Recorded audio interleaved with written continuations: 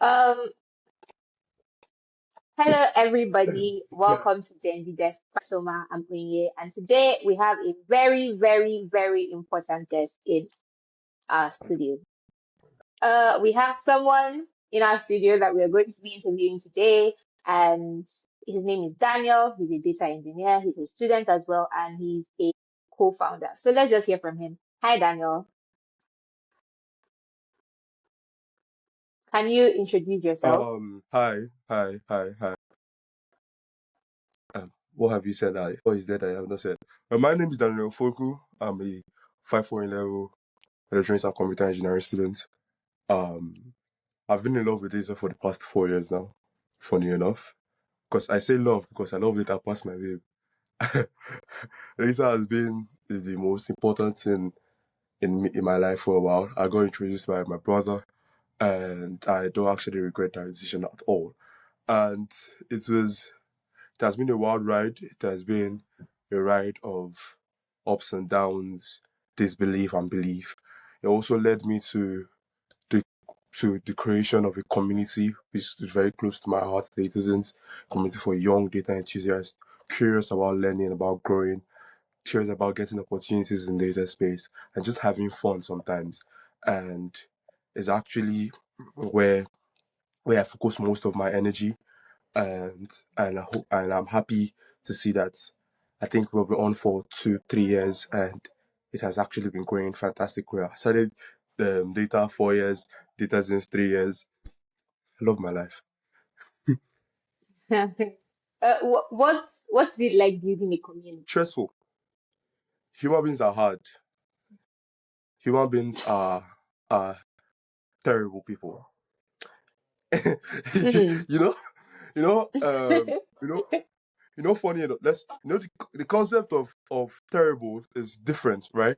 Because funny enough, people say starting something is always hard. I thought it was only for business. I didn't know it's actually for communities too.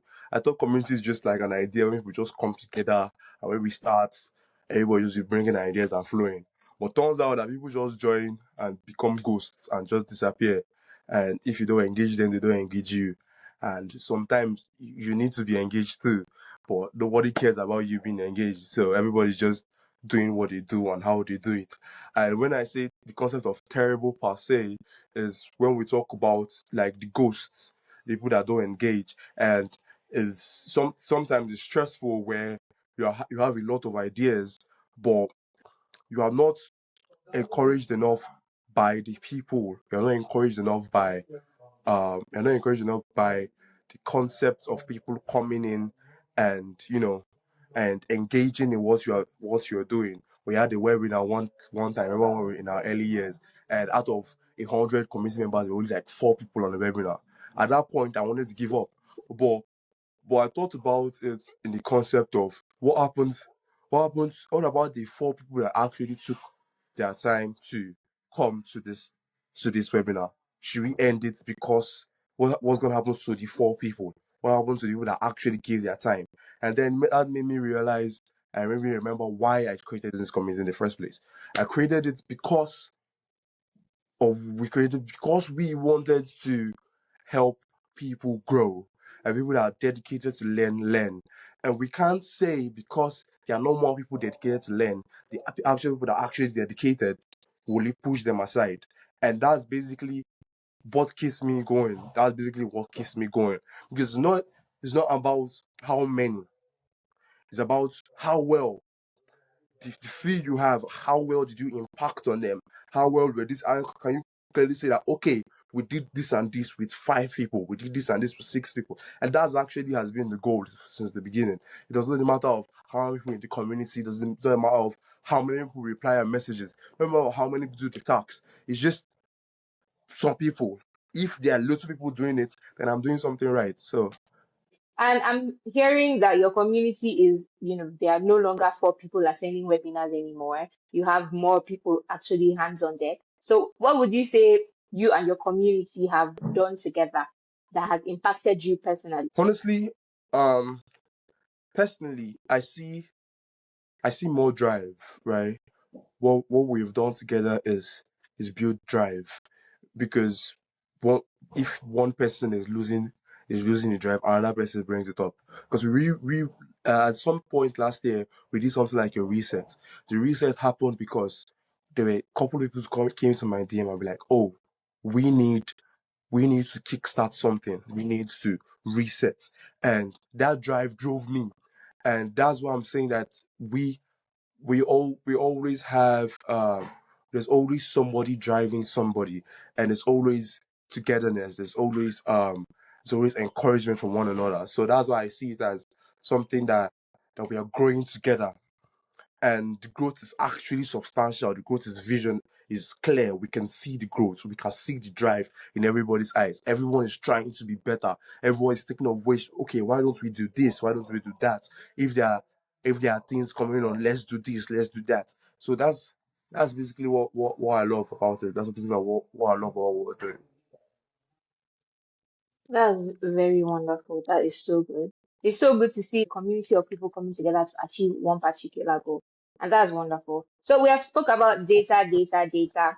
And now I hear also that you're a co-founder of FoodLab. Can you let us know how that's going? Okay, basically, right. This is a very very funny story. How what Food Okay. Lab is. Let me just give you a backstory. It was basically when me and my friends we decided to move out of campus, right? I don't know, for some certain reasons that I wouldn't want to say on the interview, but they don't find me. But we moved out of campus and we wanted to get something to eat. But where we moved out to, there was nowhere for us to eat. And we realized that in our campus in Ekpe, there is there's no food delivery system. Childek abandoned us. Glovo, nobody is actually delivering chow. And we're like, shey na to dey cook every day. It can't work like that now. Everybody eats bread and we got tired of eating bread. So we decided to do something about it. And honestly speaking, right, Food Lab is just as simple as it is, a food delivery network, a food delivery system where we connect the customers to the restaurants, able to get what you want when you want. And we have a network of riders, we have a network of customers, we have a network of restaurants, just connecting and helping people together. And that's basically what it is. That's basically the beauty in it. And it gives me so much joy to see how far we've come. It gives me so because there's been a lot of crazy hurdles, a lot of it opened my eyes to see a lot of things on how terrible and heavily damaged the Nigerian tech system is, and how oblivious, should I say oblivious or ignorant people are. People are in certain states and certain factors that are shocking to me, and it also opened my eyes to see how greedy humans are. It also opened my eyes to see that I don't want to say use the word terrible anymore. So let's not say terrible people. Let's just say the Nigerians itself and humans itself need help. That that that's all I have to say. We need help. But it has actually been an amazing, it actually been a fun ride, honestly speaking. Maybe in next 15 years there'll be a movie about this and to do some box office cinema or something. Okay. All right. That's nice. We have gotten to hear some of the lessons you learned as a founder. Maybe some other time we're going to expand on in fact, no, tell us now, what are the key lessons you've learned about the Nigerian tech system being a founder or being a young founder? So so when we're talking about Nigerian tech system, when we're talking about some some technological facilities, especially Nigerian based, even if they have like a branch abroad, but they are based in Nigeria, are not dependable. They are just they just ignore ignore their Nigerian facilities. I'm not trying to call out names, but we had a hosting platform that was an absolute joke, and it cost us a lot of customers, uh, a lot of a lot of contracts because they didn't know what to do and they didn't know how to do it. and it was slowing down our services. And they were oblivious. They didn't know, they didn't have a solution. They had terrible customer support. You keep complaining, nobody does anything. You go to their office and you realize that these people don't actually know what they are doing, right? They are just there for vibes. So what is actually going on? How is this even still allowed to exist? Who is actually auditing these people? Are we all just ignorant about what is going on here? Or if we're talking about how people are so fully dependent on uh apart from tech STEM, how dependent on, oh, na so I dey do am before, na so I will continue to dey do am, which is terrible, because if you keep on doing like that, there will not be a need to have cars. There's going to be no need to have airplanes. There's going to be a need to have hospitals. Make everyone just the chop leave and be chopping leave and be going. It makes no complete sense. So I feel like we need to stand firm and come for a change, and you know talk about things that actually matter, because people are losing touch of growth. Growth is very important. People are losing touch of growth. People are losing touch of calling out facilities that are producing errant nonsense, and we are accepting the errant nonsense as so it is. And I feel like it's something we can't stand for. We can't continue doing. And you can see I'm talking from a place of pain, because you can't understand what was going on unless they have passed through it. There's a tennis player called Stefano Tsitsipas, and I use his name like I don't pass, because I don't see Sha. But yeah, thank you. Okay, all right. Okay, that's good information. Thank you very much. Uh, Actually, now we're going to go a bit more personal into your journey as a data engineer. You said you started while in school, you were introduced into tech by your brother and all that. So, if you were to start data again from scratch, if you were to start being a data engineer from scratch in 2026, how would you go about it? Step by step, please.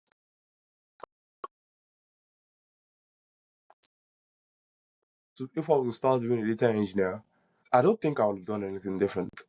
I think the first thing I'll do is go on Coursera and get my IBM Data Engineering Professional Certificate, like I did before, because I feel like that certificate was broken into, I think, 14 different certificates in one, in a major certificate, and I feel like that took me on a journey into understanding the different parts of data.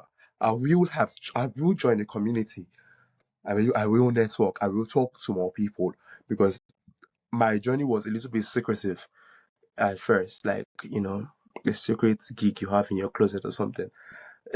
So, but networking and a community is always going to be important, because sometimes when you're running mad in your closet, somebody already has the cure to your madness.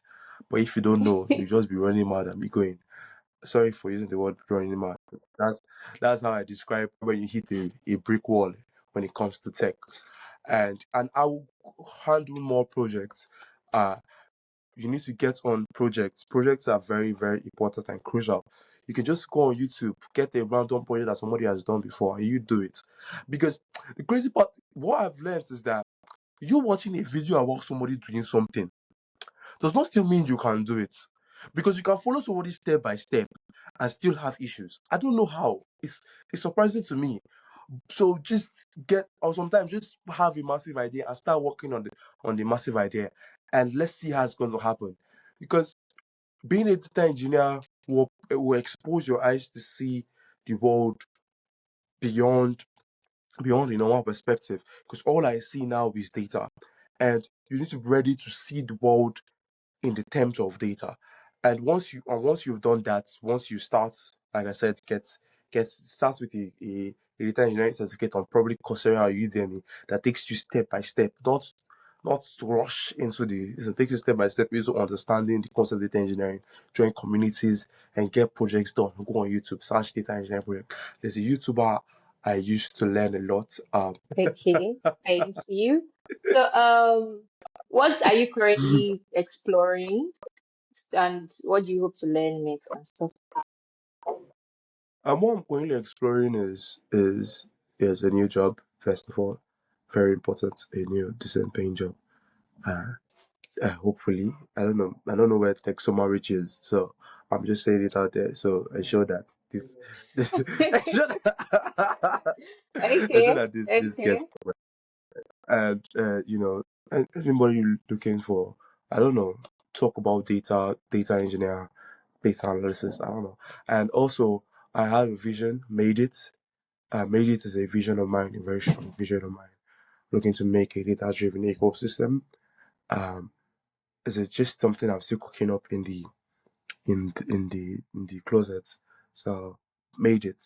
Just don't worry. If we have this interview again next year, I'll tell you that I made it. You get me? okay. No So problem. No you get problem. me. All right. So yeah. Okay.